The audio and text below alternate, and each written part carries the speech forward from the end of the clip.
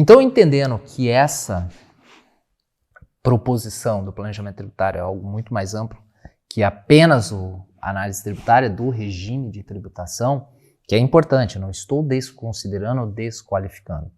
Eu só estou conscientizando que isso não é planejamento tributário.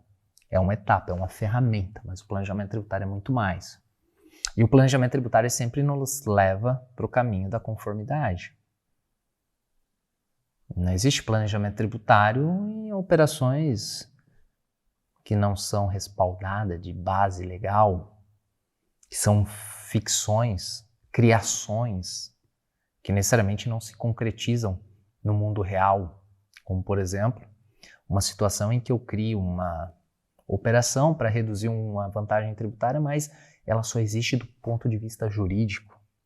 Do ponto de vista prático, criei uma empresa para terceirizar a mão de obra.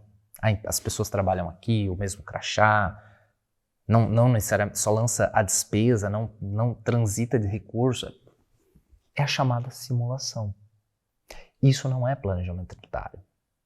Nós temos aquela linha doutrinária em que separa o planejamento sobre a perspectiva da elisão e da evasão. Nós vamos direcionar para o caminho da elisão. Mas um ato simulado, ele é evasão. Isso do ponto de vista civil, administrativo, patrimonial, é sujeito à desconsideração e uma penalidade, multa e correção. Patrimonialmente eu sofro aqui uma exposição muito grande. Por isso que eu falo, não pode errar planejamento tributário. E eu tenho ainda a questão criminal do negócio.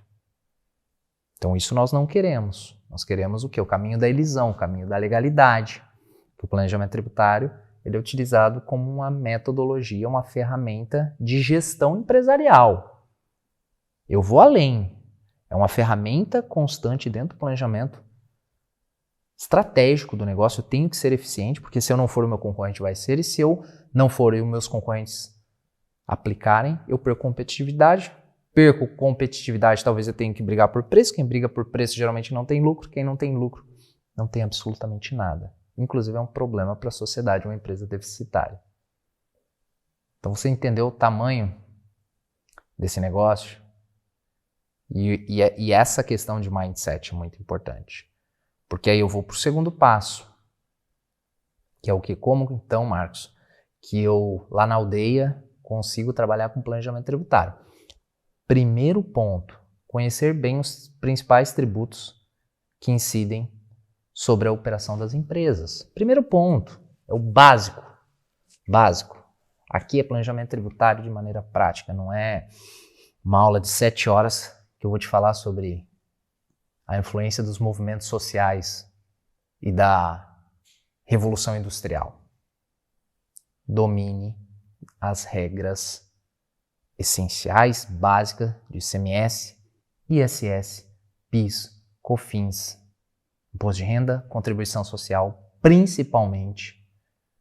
E assim, se conseguir, é lucro. IPI, ICMS, na modalidade de substituição tributária. Se conseguir isso aqui, fantástico.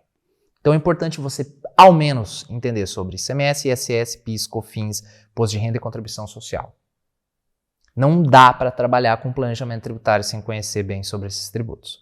Por isso que lá na formação estrategista tributária, que é a mais completa e única do Brasil, tem mais de 25 módulos, tem módulo ICMS, ISS, todos esses módulos. Tem um módulo planejamento, que aí eu pego toda essa inteligência, tem a parte de holding, planejamento sucessório, planejamento estratégico, porque eu quero que você também conheça sobre gestão de negócio, a parte comercial, é agregar valor. Então você precisa conhecer. Se não conhecer bem, conhecer um ou dois, consegue, mas a sua análise ela fica limitada. Você perde essa visão geral, essa visão macro, e que eu acho, e apenas acho, não é que entendo, apenas acho, que essa é a grande habilidade que falta nos profissionais. Que se você conseguir aplicar, e você consegue, tá? Basta ter um pouquinho, não precisa ter muito. Força de vontade, dedicação, frequência. Você consegue aplicar. Você não sai em uma reunião como o melhor planejador. Isso é constância, é tempo, Eu tenho 17 anos de experiência e todo dia aprendo. Uma coisa diferente, uma novidade, sempre estou estudando, sempre busco estar com os melhores. Então você dominou sobre esses tributos, você começa depois a entender sobre o negócio do cliente. Perguntas chaves que eu ensino lá na formação, que é o seguinte: qual que é o negócio do cliente? Quem são os clientes do cliente? De onde ele compra as mercadorias? É importada? Ele compra dentro do estado? Ele compra de outro estado? Para onde ele vende? É dentro do estado? Fora do estado? Ele exporta? Porque tudo isso são informações que você vai começar a analisar, processar e quando você já atende muitas empresas, você já começa a ter algumas soluções de prateleira, uma ou outra, que você já joga ali para pegar o cara, para falar, pô, esse cara conhece, pô, eu exporto bastante. Opa, tem créditos acumulados de IPI, PIS, COFINS, for do lucro real, ICMS?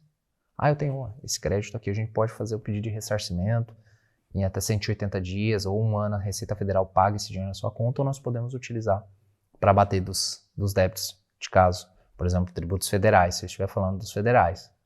E até do INSS, se já estiver na regra da DCTF Web do E-Social. Opa!